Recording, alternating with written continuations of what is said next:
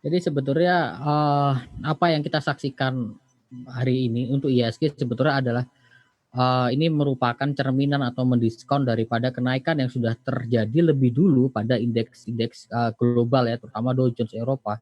Karena Indonesia sifatnya lebih lagging ya. Baru hari ini dia catching up untuk mengejar ketertinggalannya, itu yang pertama.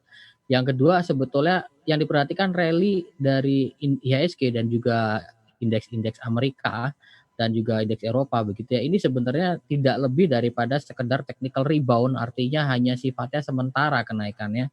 Mengapa saya katakan sementara? Karena kalau kita berbicara dari Elliott Wave, sebetulnya tren untuk jangka menengah, artinya dalam waktu 1 bulan ke depan, itu posisi untuk IHSG sendiri harusnya masih rawan untuk kembali terkoreksi ke level 43 sampai 4.100. Sehingga apa yang teman-teman saksikan hari ini sebetulnya ini relatif sifatnya technical rebound sementara dan memang sifatnya hanya hanya pendek ya seperti itu.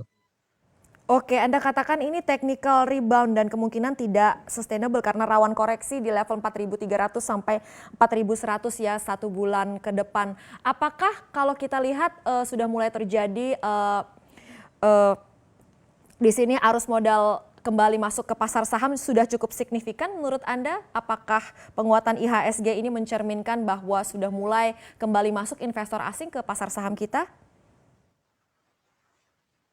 Jadi kalau dikatakan signifikan tidak, tetapi kalau sudah ada mulai comeback, ya betul. Tetapi jika kita compare, kita bandingkan dengan net sell asing yang terjadi sejak tahun lalu, jelas arus masuk yang terjadi hari ini di mana saya catat di sini untuk transaksi reguler per hari ini net buy asing itu sebesar 600 miliar net buy ya. Tapi relatif masih lebih kecil jika dibandingkan memang secara keseluruhan secara year on year maupun year to date ya.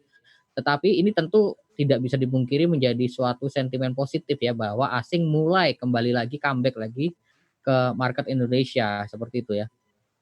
Oke, asing mulai comeback. Nah, kalau untuk investor retail ini seperti apa menyikapi bahwa asing sudah mulai comeback ke pasar saham di tanah air, tapi kalau dari sisi teknikal tadi Anda katakan kalau misalnya menggunakan Elliott Wave bahwa masih ada potensi koreksi.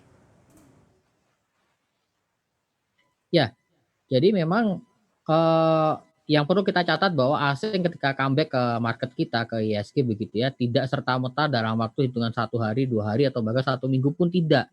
Tetapi ketika mereka kembali masuk ke Indonesia, itu masuknya akan bertahap dan makan waktu berbulan-bulan.